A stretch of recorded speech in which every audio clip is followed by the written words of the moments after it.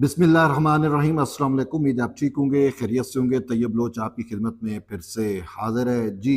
आज की अहम डेवलपमेंट सुप्रीम कोर्ट से जुड़ी हुई है और डेवलपमेंट ये है कि एक दफ़ा फिर साकिब निसार और जनरल फैज़ का गठजोड़ सामने आ गया है। साकिब निसार ने सुप्रीम कोर्ट का इस्तेमाल करते हुए जनरल फैज़ को किस तरीके से फ़वाद पहुँचाए, वो चीज़ें अब सामने ऐस्ता ऐस्ता आ रही हैं।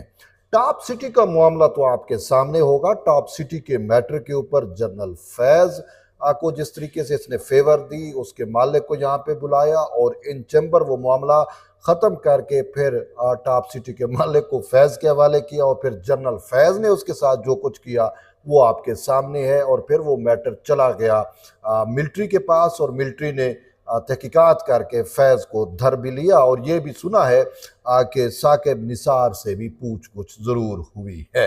लेकिन अब एक और मामला सुप्रीम कोर्ट में आ गया है और ये भी एक हाउसिंग सोसाइटी का है और उसमें भी फैज़ और साकिब निसार गठजोड़ जो है वो खुल के सामने आ रहा है।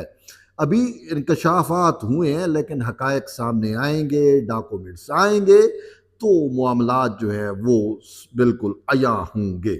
हुआ कुछ यूँ है कि मारगला हिल्स नेशनल पार्क का मामला था और आपको याद हो कि मनाल और बाकी जो यहाँ पे इंक्रोचमेंट हुई है उस पे जो है वो सुप्रीम कोर्ट ने एक बड़ा हुक्म दिया और कहा कि जो सीटीए के रूल्स हैं उसके मुताबिक नेशनल पार्क को जो है वो बहाल किया जाए और उसमें जो तजावज़ात हैं वो गिरा दी जाएं।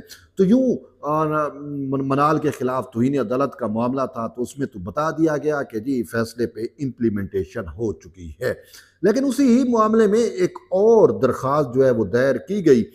उमर गिलानी है वकील, उनकी जानिब से जो है उन्होंने एक दरख्वास्त दायर की और वो दरख्वास्त जो है डाइनो वैली से मुतल्लिक है और साथ ही जो है वो नॉर्थ रेंज हाउसिंग सोसाइटी से मुतल्लिक है। ये नॉर्थ रेंज पे थोड़ा सा आप भी अपना जो है वो फोकस रखें, ये असल मामला है।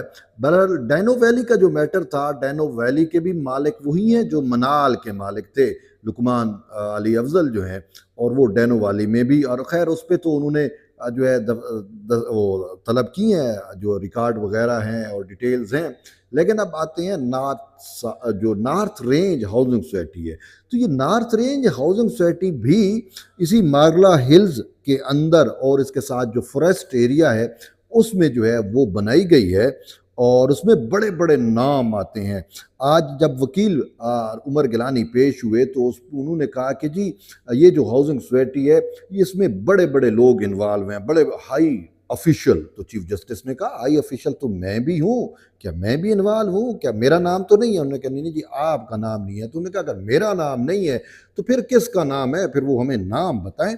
तो इस पर जो है वो वकील की जानिब से ये बताया गया कि जो है इस सोसाइटी का जो मालिक है वो उसका बड़ा करीबी ताल्लुक है जनरल फैज़ के साथ और जनरल फैज़ का नाम जो है वो आ रहा है। अच्छा, उन्होंने कहा जनरल फैज़ का नाम आ रहा है? उन्होंने कहा जी जनरल फैज़ का नाम आ रहा है। अब मामला हुआ क्या?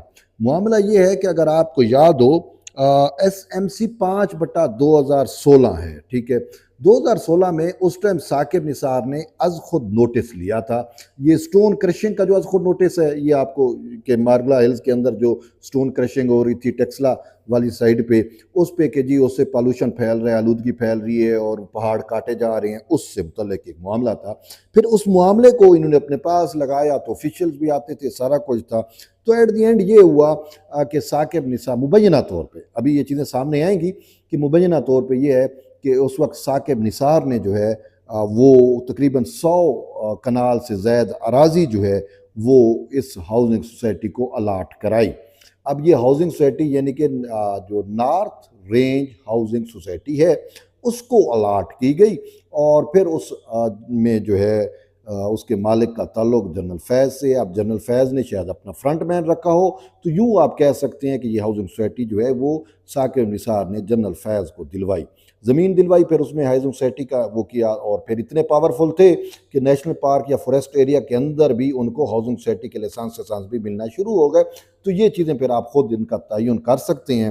تو یوں جو ہے وہ سپریم کورٹ میں یہ چیزیں سامنے آئیں، تو اس پر سپریم کورٹ نے ریکارڈ طلب کیا ہے، کمشنر کو بھی نوٹس جاری کیا ہے، سی ڈی اے چونکہ وہی ہیں کرتا دھرتا، ان کو کہا ریکارڈ کے ساتھ ہمارے سامنے پیش ہوں اور پھر ہم دیکھتے ہیں۔ اب ایک ہفتے کے لیے یہ سماعت ملتوی ہے، ایک ہفتے بعد جو ہے یہ چیزیں سامنے آئیں گی۔ لیکن آج دوران سماعت چیف جسٹس قاضی فیض عیسیٰ نے کچھ اہم باتیں بھی کیں، اور وہ یہ تھیں کہ انہوں نے کہا کہ یہ جو ہے یوٹیوب اور صحافیوں کے کمرشل انٹرسٹ ہیں، اور اس پہ لائکس ڈس لائکس کے لیے پراپیگنڈا کیا جا رہا ہے، اور ججز کی اگر کسی ججمنٹ سے اعتراض ہو تو آپ ججمنٹ پہ تنقید کر سکتے ہیں، لیکن یہاں پہ اداروں پہ حملہ کیا جاتا ہے۔ انہوں نے ایک بڑی ٹرم یوز کی کہ اب کیا پارلیمنٹ، عدلیہ اور ادارے جو ہیں وہ گینگسٹرزم پر جو ہے وہ فیصلے دیں گے۔ اب یہ گینگسٹرزم کا بھی بیسیکلی بیک گراؤنڈ ہے، وہ اس وجہ سے کہ جب منال کا معاملہ آیا تھا تو منال والوں نے بڑی ایک کمپین جو ہے وہ لانچ کی تھی سوشل میڈیا پہ بھی، اور بڑا پریشرائز کرنے کی کوشش کی تھی۔ اور پھر اس کے ساتھ ساتھ اور بھی آپ کے سامنے ہے کہ یوٹیوبرز جو ہیں وہ تو ہاتھ دھو کے قاضی صاحب کے پیچھے پڑے ہوئے ہیں، اور ان کے ہر فیصلے کو وہ مانتے بھی ہیں کہ فیصلے آئین اور قانون کے مطابق ہیں، لیکن کہتے ہیں ٹائمنگ درست نہیں ہے۔ اور یہی قاضی صاحب نے بھی کہا، اس نے کہا کہ جب ہم نے جنوری میں فیصلہ دیا انتخابات والا تو اس ٹائم تو کسی نے کہا ٹائمنگ درست نہیں ہے، لیکن 63A کا فیصلہ آتا ہے جو 2.5 سال بعد جس کو سماعت کے لیے مقرر کیا گیا، اس پہ اعتراض ہوتا ہے ٹائمنگ درست نہیں ہے۔ اور بھی انہوں نے کہا کہ جو بھی ہم فیصلہ دیتے ہیں وہ ٹائمنگ درست نہیں ہے۔ اور بالکل اسی طریقے سے میں آپ کو بتاؤں کہ تحریک انصاف کا جو انٹرا پارٹی الیکشن والا میٹر تھا، اب وہ آئین و قانون کے مطابق کسی نے نہیں کہا کہ وہ آئین و قانون کے مطابق فیصلہ غلط ہے، سب کہتے تھے فیصلہ درست ہے، لیکن جی ٹائمنگ درست نہیں ہے۔ اب بھئی آپ کی ٹائمنگ کا مسئلہ آپ کو ہے، اور ویسے سوری ٹو سے یہ مسئلہ شاید پاکستان کا سب سے بڑا مسئلہ بھی ہے۔ تو اب ٹائمنگ دیکھ کے تو فیصلے نہیں کیے جاتے نا، فیصلے مانتے ہو آئین اور قانون کے مطابق ہیں، لیکن کہتے ہیں جی ٹائمنگ درست نہیں ہے۔ تو اس ٹائمنگ درست نہ ہونے کا بہترین جواب دیا پاکستان پیپلز پارٹی کے چیئرمین بلاول بھٹو زرداری نے۔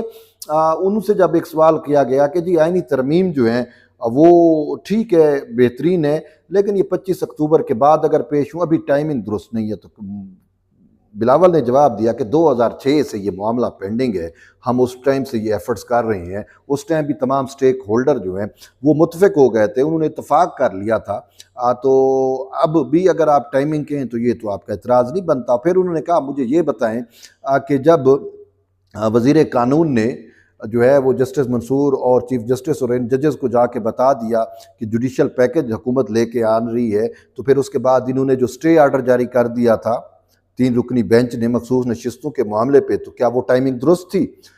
پھر 8 ججز نے جو مخصوص نشستوں کا فیصلہ دے دیا، اس پہ تو آپ نہیں کہتے کہ یہ ٹائمنگ درست جو ہے وہ نہیں تھی۔ اور یہ بھی انہوں نے کہا کہ مجھے یہ بتائیں کہ 14 ستمبر کو بروز ہفتہ سپریم کورٹ میں چھٹی ہوتی ہے، اور پارلیمان جب ان سیشن تھا اور پارلیمان میں وہ مجوزہ ترمیم پیش ہونی تھی اور پارلیمانی پارٹیوں کے اجلاس چل رہے تھے، اتفاق رائے پیدا کرنے کی کوشش کی جا رہی تھی، تو پھر 8 ججز کا 4 صفحات پہ مشتمل فیصلہ آ گیا، تو کیا وہ ٹائمنگ درست تھی؟ تو آپ کو جو ہے وہ ٹائمنگ پہ بڑا مسئلہ ہے۔ تو بات تو یہی ہے کہ جی ٹائمنگ، فیصلے ٹھیک ہیں، ٹائمنگ درست نہیں ہے۔ تو اس کا بھی آج چیف جسٹس نے جواب دیا، اور یہ بلاول بھٹو زرداری بھی جو ہے وہ جواب دے چکے ہیں۔ انہوں نے کہا کہ بھٹو شہید کا کیس، چیف جسٹس نے کہا، اتنے عرصے سے پینڈنگ پڑا رہا، کسی نے اس کو سننے کی زحمت نہیں کی، اور ہم نے سنا تو بھی ٹائمنگ درست نہیں۔ واہ، عجیب بات ہے۔ تو بہرحال انہوں نے آئینہ دکھایا پھر سے ان یوٹیوبرز کو جو فتنہ افتراء کرتے ہیں اور اپنے ویوز لینے کے لیے، لائکنگ ڈس لائکنگ کے لیے جو ہے وہ جھوٹ گھڑتے ہیں، اور پتہ نہیں بات کا بتنگڑ بناتے ہیں، اور کیا پتہ نہیں تھمبنیل ایسے لکھے جاتے ہیں یوٹیوب پہ کہ عوام آئیں اور اس کو دیکھیں، سنسنی پھیلاتے ہیں، جھوٹ بولتے ہیں، افتراء گھڑتے ہیں، دغا دیتے ہیں، اپنی صحافتی بددیانتی کے مرتکب ہوتے ہیں۔ بہرحال ہم ان کو کیا کہہ سکتے ہیں۔